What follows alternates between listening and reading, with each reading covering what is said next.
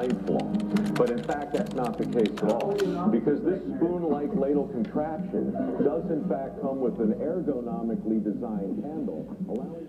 Okay, so we're week 2. If you're online watching, man, we're so glad you're here. Give us a thumbs up. And for all of you in here, I like it. One person over there gave a thumbs up too. Yeah, online doesn't matter. We'll do it either way, right? If you want to give me an emoji, whatever. So, question for you guys. I know no one likes my questions. Everyone's like, dude, we just want to go eat lunch and check off our boxes. Hey, we went to church today. Leave us alone. Here's a question, though. This is a tough one. Okay, it's going to seem cheesy. It's going to seem like so stupid. But there's a point to this. It's very helpful. It's important for you. Okay, simple question. Show of hands. How many of you hope to get to the end of your life and say, I was the most miserable person to ever live? Anybody? Anybody? Okay. Now, some of you are like, wait, did you say make my husband the most miserable person? Yeah, I can do that, right? No, I'll make my spouse, yeah. Are my kids making me miserable every day? Yes, 100%. Yeah, no. Would you like to be miserable? Because here's the thing. As we are in week 2 of Here's Your Red Flag, today we're going to talk about the comparison trap. Last week, Aaron talked about anger. This week, comparison trap. And I want to challenge you guys to kind of think about some areas of your life where you wave kind of this comparison flag, okay? And just to kind of get us started here and to see the value, because what I've learned is nobody I've ever met, at least, being honest, has came to me and said, I'd just like to be more miserable, Trent. Things are too good right now. Or, you know, my wife and I, relationship's better than it needs to be. Or, you know what, my kids are in a good place and they're getting good grades. I just don't like it. No, we don't, right? All of us are like, I don't want to be miserable. But as we learned today, there are things we do, which is ironic, that literally make us more miserable. So we want to kind of think about today, what are some things. So I want to walk through some things that we compare, okay? Because we live in the land of We do. And it's not just us, it's all over the world. It's been this way for thousands of years. But the bottom line is we live in this place of E-R, more, right? So what are some things we compare? I want you to kind of think about, to get you in this mode today, what are some things that you possibly struggle with comparing? First would be this possessions, right? A lot of us, we want to be richer. It's not that I get it, Trent, we make enough and we can get by and we can pay our bills, but I just wish I had more. Right? It's not that I'm so unhappy with what I make. It's just I know my neighbors make more, or I know they have nicer stuff. So since they have nice stuff, and have you seen their countertops? I love that. I love the fact that women can just get obsessed and lose their mind over a countertop. Did you see those countertops? You mean the stuff we put food on? You mean the stuff that we have 18 Kool-Aid stains on? Yeah, I've seen them. I'm not that impressed, right? But we do. We want it to be, we want to be richer. Second one real quick, appearance. We want to be skinnier, right? Some of you are even built pretty well and you're in decent shape, but you're like, no, not enough, getting a little bit of the love handles. I gained 16 pounds on my cruise, okay? That's not made up. I literally got on the scales before I left, came back, I was disappointed. I was shooting for 26, right?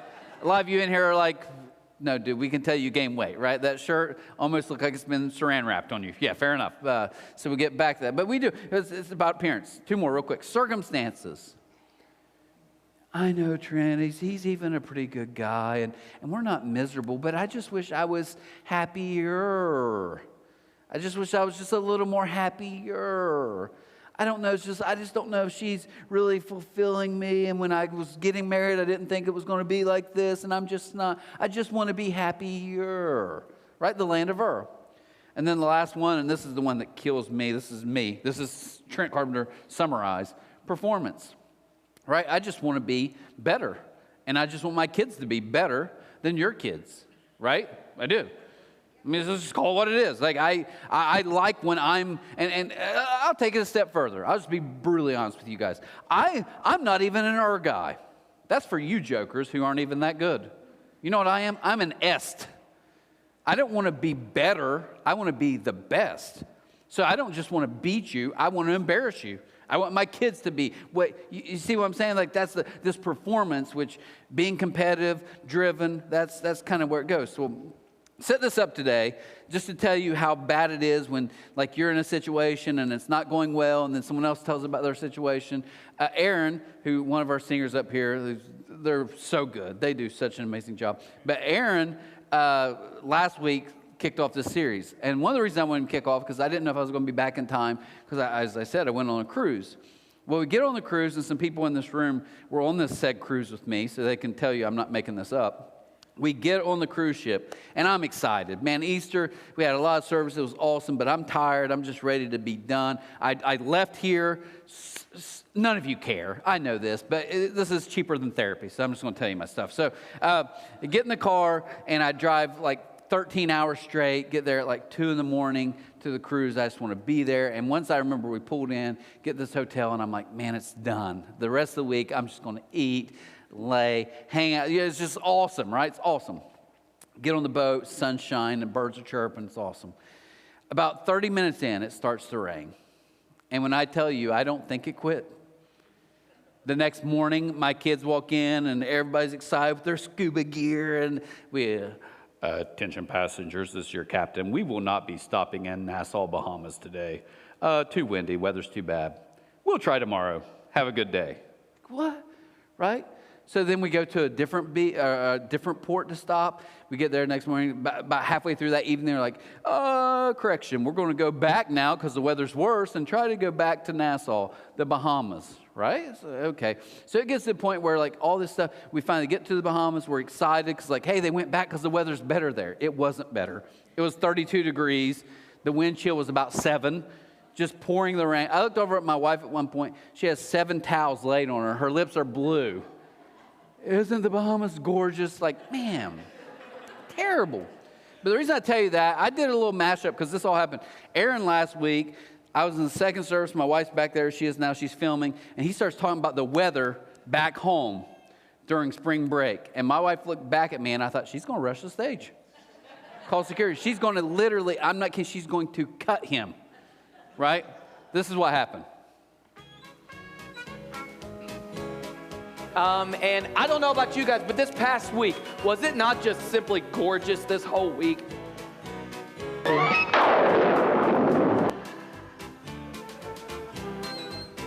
I mean, just amazing. How many of you have been outside all this week just because you can get outside, right? And it's warm.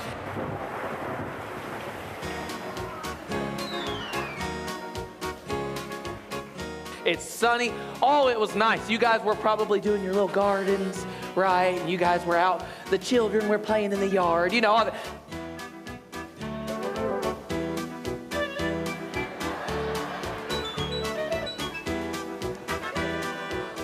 Now, the people who are on that cruise with me will tell you that's not too far-fetched of what we dealt with, right? And it was one of those things where it's the way life works for us, right? We see something, we see what someone else has, like, why can't I get that? Why couldn't God gave me that? Why is God putting me in this situation and he's not making them do that, right?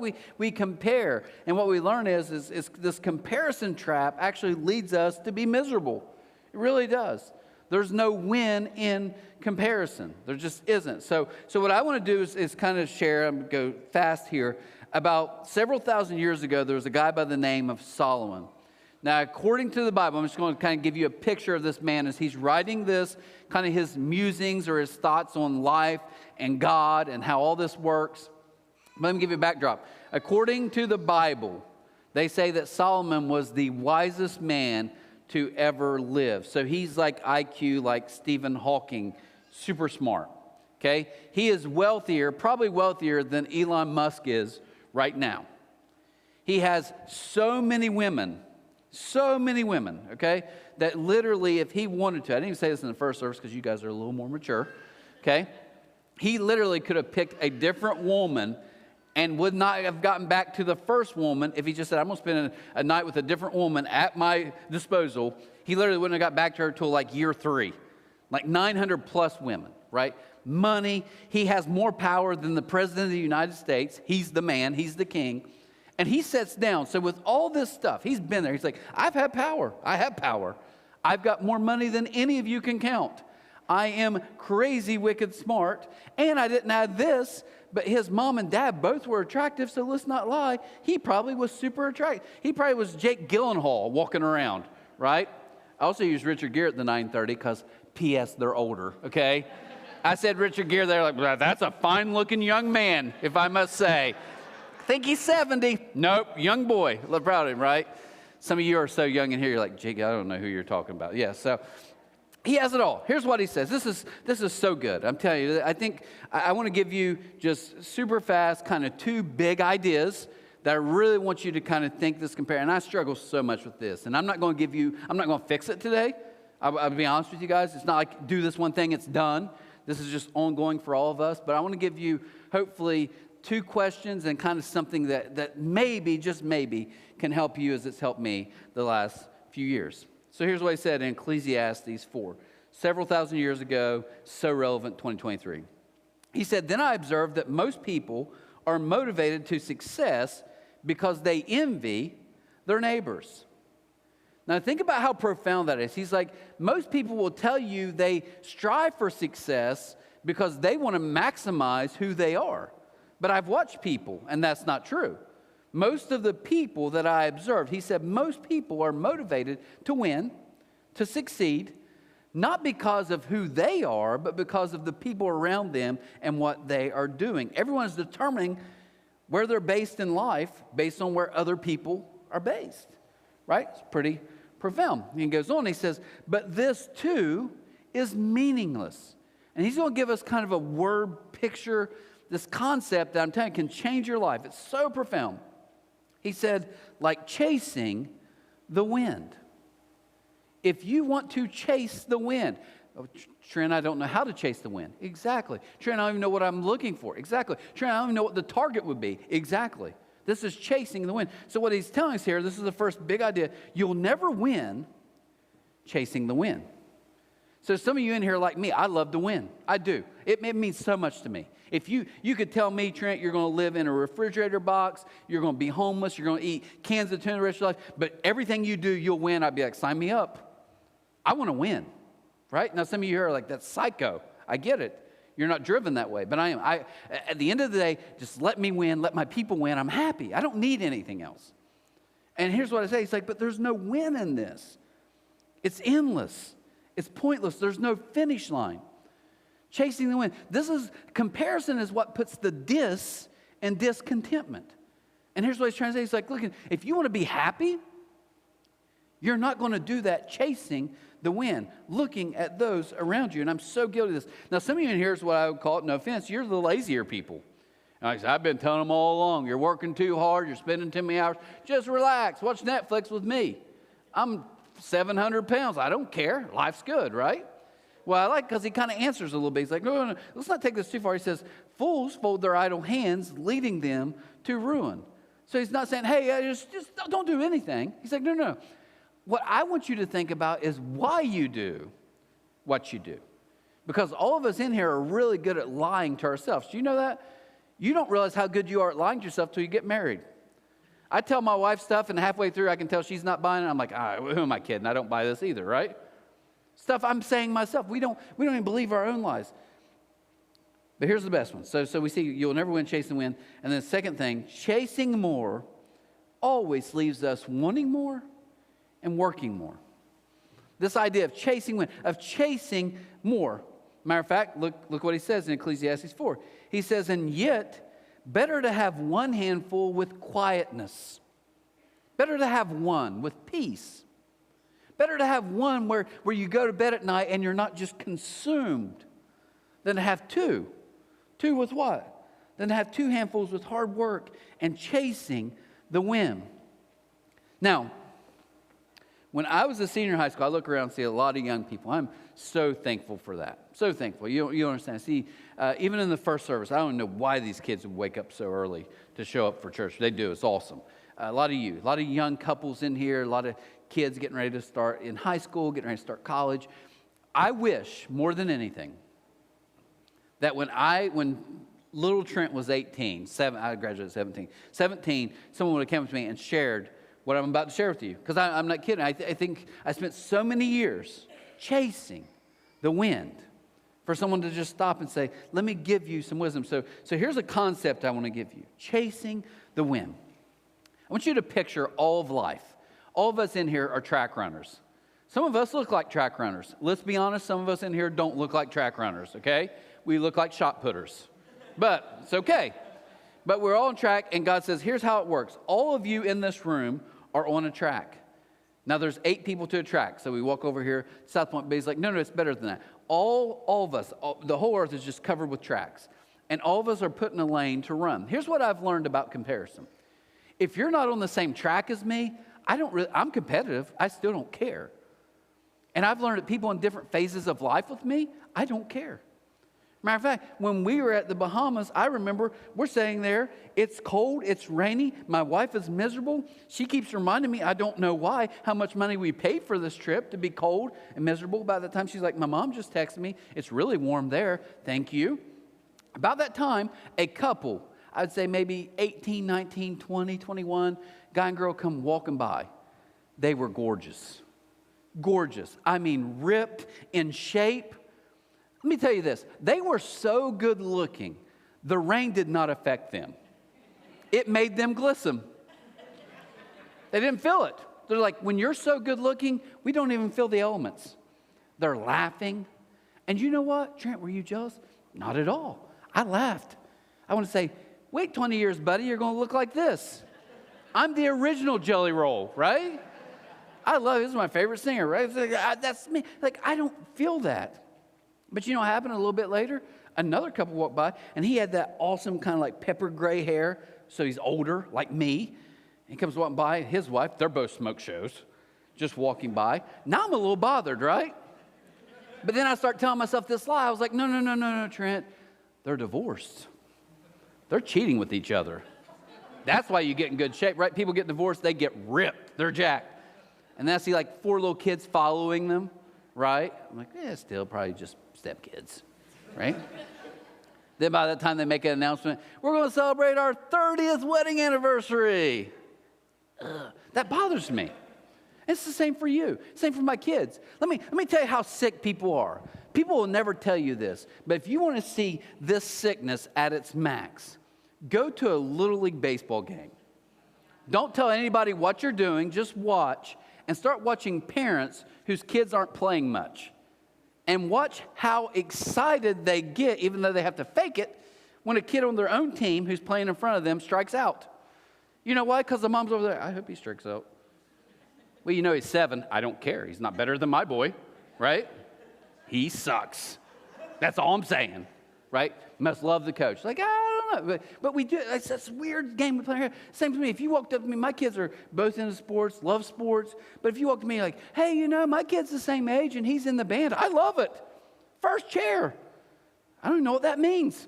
But I hope he's first chair, right? You know, my kid bowls. That's great. I hope they win it all.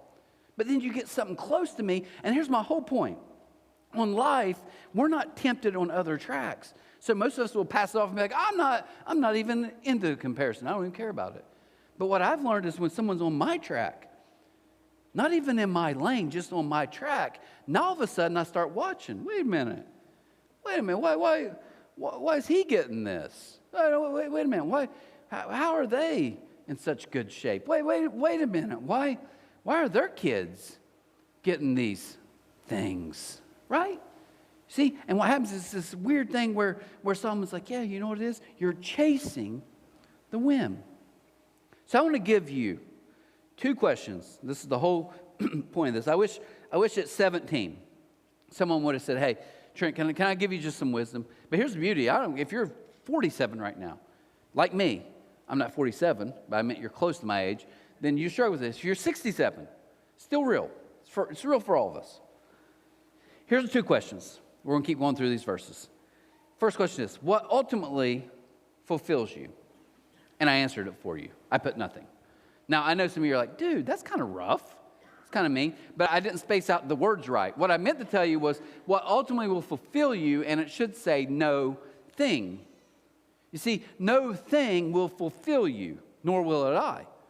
And the quicker you can learn that in life, that you're literally only as healthy and as happy as your relationships.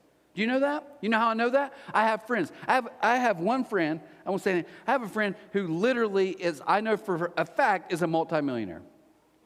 Right? No. I have other friends that literally are 1 paycheck away from being homeless. And I can tell you from the people I know that have way more money than me, Those who have terrible relationships are miserable. I also know people that have way less money than I do who have solid relationships and they have peace and joy. You see, because this is what we learn. We think it's different, but it's not. What ultimately fulfills you? No thing.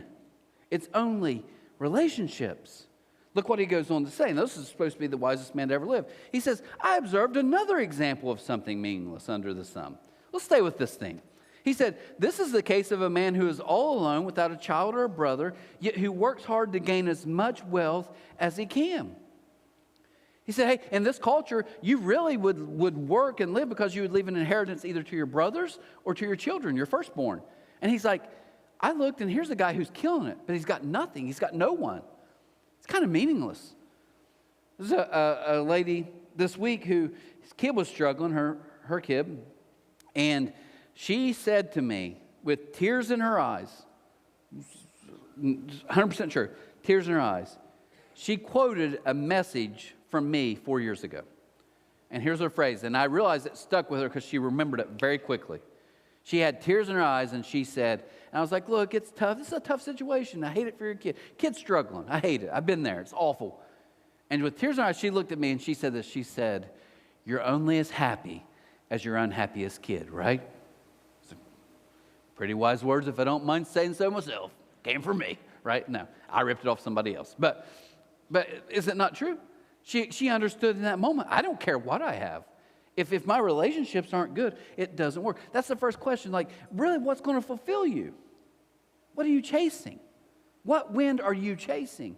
Only to maybe get to this imaginary finish line and realize, wait a minute, is this all there is? Is this it? It's not what's cracked up to be. But this question is even better. Now you will lie to yourself, but you got to answer this honestly. Who are you performing for? Who are you doing what you do for? See, I think if you don't answer that question, you're going to spend so much wasted time in your life to just stop and say, I got to be honest with myself. Here's what we all say. We cop out real quick. I just want to maximize my potential, Trent. I do. Great. I hope you do. You should do that. I hope all the young people in this room maximize your potential. But let me ask you, is that really why? Are you performing for a mom who's never been happy with you? I got to give you a newsflash, she's never going to be. I know that sounds harsh, but at this point in your life, if she's not happy with you, she's never going to be. But is that it? You know, maybe you're just fighting because that one time you want to hear your dad just look at you and say, proud of you. Some of you, sadly, your dad's passed away and never said it, and you're still trying to find it. You get what I'm saying? Like, what am I doing? Look what he says. He says, but then he asks himself, it hits him, wait a minute. So he asks himself, who am I working for? Who am I doing this for? Is it for me? Or is it because I've been watching everyone around me and I've been competing? Why am I giving up so much pleasure? Why do I have no joy? I don't. This is so good. It's also meaningless and depressing. Now, there's a book called 12 Rules for Life by Jordan Peterson. And this quote, this is worth the price of attendance, even though you didn't pay to get in. Not my best joke? No. Some of you, when you look at me, you literally stare daggers through my soul. I just want you to know that, okay? Some of you smile. That helps me. I'm just telling you. Let me give you guys just a little side note of public speaking, how it works. When you talk to someone, okay, in a crowd, I had to speak at high schools this week. And let me just go ahead and say this. It's awful, okay? There's a circuit that they do for prom where they have, can I say this real quick? I promise I'll go fast. But there's a circuit where they have speakers come in. One's like a magician. I've heard he's amazing. I want to see him, the way they were telling me how good he was. You got like a guy who plays a whole school in volleyball by himself and just waxes them, right? So they're announcing me at one of the local schools this week. Spoke at 2 different ones, and they're like, hey, we have a pastor from South Point. I'm not even from like Hawaii or something, right? Hey guys, how you doing, right? I mean, it's just awful. But here's what I learned. When people look at you like they hope that you die, it affects how you talk. It was hard. I was like, hey, let me give you a little joke. And I was like, oh, yeah, it's not funny. Okay. I walked out of there, got in my car, and said, should I end it? What am I living for? But here's what, this is awesome. He said, compare yourself to who you were yesterday, not who someone else is today. That's good. Is it not? Like we're chasing stuff from others. And he's like, hey, yeah, I want you. This is what he said. Don't be lazy. Don't sit around and do nothing. But as you are striving, as you're saying, you know what? Okay, like what's God want me to do with my life? Great. That's a great question. Pursue it. Run with it. But just make sure you know, who am I ultimately doing this for? My son's in here, and this makes it more awkward, but my son loves sports. Both my kids love sports. Sons love sports, probably football from about third grade on, favorite sport. And we had a run of some bad luck. I mean, as a parent, I would just say this. He's getting ready to graduate. He's going to move out. I'll never see him again. I know that. If you lived at my house and you graduated and left, you'd never come back either, okay? So it is what it is. It's no knock on him. He's smart. Bad luck. A lot of bad things happen. Just bam, after another. And we hit a moment where even as a dad, I was like, this is pretty tough. And it all happened, just long story short, basically just all hit. And we're in a car and we're driving back. So I'm in a car with him after some pretty devastating news. We're in the car driving back. And he's mad, and I can tell he's upset, so I just let him stew and sulk for a couple hours. We didn't talk. 12-hour drive. Think about that. Does that sound fun? Two people, one doesn't even want to talk, right? You got me, the clown, and the other side. Ah! Yeah, so I was like, quiet. 2 hours. And about 2 hours in, I promise you guys, he doesn't know this, first time he's ever heard it. I spent 2 hours in silence thinking, what could I say? What's one thing I could say that could give my son just a little bit of godly wisdom right now? I did 2 hours. And I'm not very smart and I'm not very wise, but here's the best thing I could come up with. I said, I want you, and I promise I'm going somewhere with this, I want you to determine for you, nobody else, not me, not your mom, not your family, not your girlfriends, not the city, not the town, not the team. I want you to decide for you why you play. And know that not the pat answer, not that, well, this, I love it. I was like, I need you to decide why you play. And I said, here's why. Because if you know your why, not the whole, well, if I do this, then I can get this, and maybe if this works well, then I can take this step, and I can do, because that's what all of us do. I just want to get here so I can get there, and at some point you got to all stop and say, why? And I said, but if you know, like if it's truly just because you love to be there, you love to practice, you love every moment you get to be part of something, you get to use gifts God's given you, if that's your why, nothing else matters. And can I give you guys some good life advice right now? Your story isn't football, or maybe it's a mom, maybe it's your job. But if I could share with you, if you understand your why, nothing else matters. But most of us lie about our why. I just made that up, and that's pretty good. Okay, so here's the question as we close. Wanting more, working more, or worth more? The tale, 3 sons. Now, I got to go fast here, but I want to share. Jesus in Luke 15 kind of summarized and hits the nail on the head. He said, hey, let me tell you a story about 2 sons. I know I said 3. We'll get to that in a second. He said, let me tell you a story. Tell the story, a man had 2 sons. The young son told his father, catch that, it's underlined in my Bible, I want more. Dad, give me more. Some of you in here, this is your cycle. I just want more. Why? So I have more. So I have more than the people around me.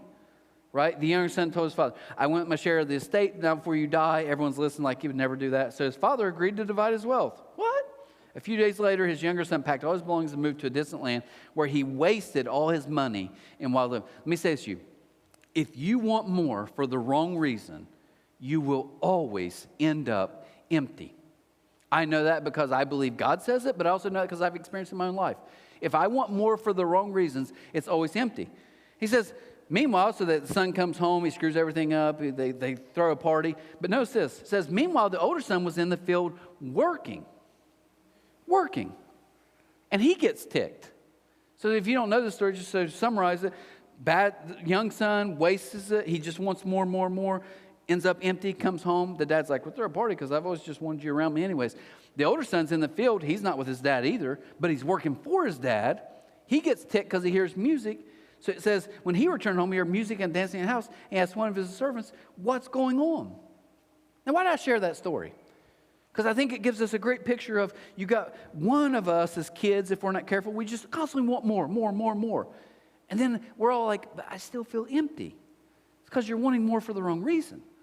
But some of us keep working more, more, more, because we get after it. We go for it, right? I'm in that camp, like, yeah, just make it happen. If it don't happen, you make it happen. But you know what happens? We get exhausted. Wanting more equals empty. Working more equals exhaustion, because they're both done for the wrong reason. But you know, the guy who told this story, I think, was the third son. His name was Jesus. He said, you guys don't get it. I want more. But you know what he wanted more of? He wanted more of relationships. He wanted more to see broken people be complete. Matter of fact, there's one day, kind of these people's lives was being changed and they're all excited, and one of his disciples looked at him and he said, I eat this stuff up. He literally, that's his phrase, I eat this stuff up. This is what I live for. I want more. I just want to see people. I want to see people brighter after I leave. That's what I want. He understood the relational thing. But then he worked more. He just wasn't working so someone would be happy with him. He knew that his father was okay with him. See, there's a difference. Some of you, and I hope if I sound like a broken record, if nothing else, if you fell asleep, because I know I'm not that exciting, but if you fell asleep, listen to me, just get this before we leave. Just get this. If nothing else, you've got to get this in your head. You do not do good things so God gets happy with you. You don't. You don't keep working to earn for God. You remember what he did to the older brother? He puts his arm around him. He's like, just come in the house, man. Dad, I've been killing myself for you. I know, but I didn't ask you to kill yourself for me. I just wanted you. Jesus worked just as hard as the older brother, but he did it for a completely different reason. He wasn't trying to earn more from his dad. He was like, I know my dad loves me. Remember when he got baptized, they brought him up by the water. Remember the very first thing he heard, like literally descended from the heavens? This is my son who I'm so pleased with. He's like, I get it. I get my relationship. And that's what I'd say to you guys. Quit wanting and working for more for all the wrong reasons. Now it becomes a get to. I honestly, my wife will tell you this. I'm not humble bragging. I'm just being honest. I'm pretty driven in life. So if you put me in a room, I don't need people to check on me. I can work for 10 hours a day and I'll find something to do. And some of you are like that, right? And there's nothing wrong with that, but it's realizing I'm not working hard to earn anything. I get to. And once you learn that, you get this. Less is more. Less is more when it's what you were designed for.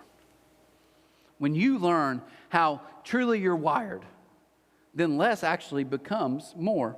And I wrote this down. Until you realize that you're worth more, you'll never be able to work more. And you'll never be able to want more. It just won't work for you. So, as we close, I want to put this in perspective, okay? You can go chase other people in your lanes. Here's most of you in life. Kind of running, you're feeling good, and you look over and someone blows by you, right? You're a mom, you felt pretty good because you got all your kids up that day, actually got them dressed, they're in the van, ready to go to school. Granted, there's still curlers in your hair, you're wearing your robe, right, with a cheddar cheese stain. I know that sounds very specific, but I had a wife who had a cheddar cheese stain on her robe. I did not think that was how it was when we got married. But anyways, so you're running, and this girl comes flying by you, right? She's in a nicer van. Her kids look immaculate, and it's just a Tuesday. Who gets their kids ready when it's not picture day, right? They look great. She looks great. And all of a sudden, what do you do? I got to go faster, right? It's the game we all play. But here's what I challenge you to do. What if you said this? I'm going to run my race. I'm going to stay in my lane. And I'm not going to chase the wind. Now, I was going to share something else with you, but we're running out of time, so I'm going to close with this.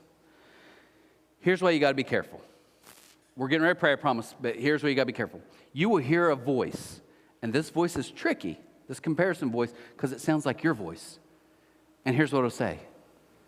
Why'd they get that? It just whispers. It doesn't even talk to you, it just whispers. Why is he married?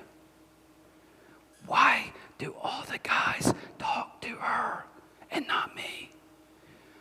Why is he so smart? Why did he get that promotion? Why? What? I don't understand why I work harder than she does, but everybody loves her. Why are her kids always perfect? Why does their house look like that? See, I don't know what the whisper is to you, but I'm just telling you, it whispers in your head all the time. And here's what I've learned over the last couple of years is to whisper back. You know, I whisper back every time I catch myself in this, at the ball field, in the moment. And I get worked up. Sometimes some of you, I've talked to you about it. With me personally, my struggles. I'm like, oh. And then what I'll do is I'll get worked up and I'll get in my car. I'm like, I'm going to talk to someone. I'm going to go after him. I'm going to kill someone. And I catch myself and I always whisper back to the voice in my head. You know what I say? That's just chasing the wind.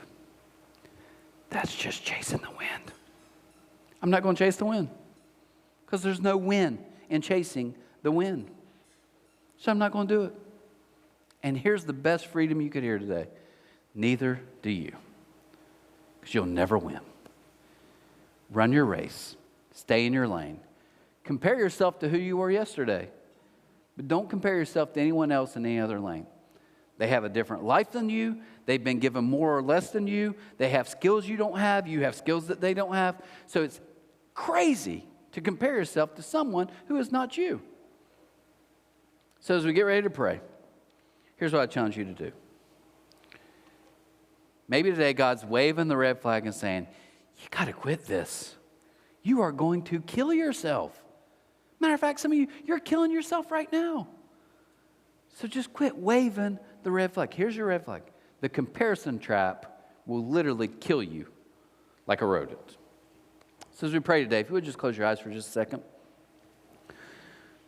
Father, as we come before you today, we thank you. We celebrate the good news of the gospel. Because we realize the good news of the gospel is you determine our identity. You do. I don't have to earn anything. Some of us in here who came from great homes get this.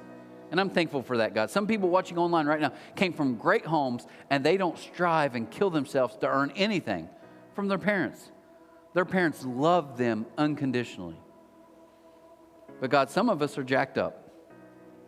Some of us grew up in a pretty tough situation where we felt like we had to earn or do better to be like our brother or our sister, because we heard those things. Why can't you be more like? And today we learned the third son. Jesus said, you don't have to try harder. You don't have to do more. Matter of fact, here's the best news. I've done it for you. So quit comparing yourself to others. Quit wanting more for all the wrong reasons. Quit working more for all the wrong reasons. Everything my Father has, He freely gives to us through Jesus. So today we celebrate.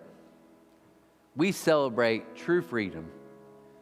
I don't have to compare myself to anyone else in this room or in this world, because I know my place with you, God, through your Son.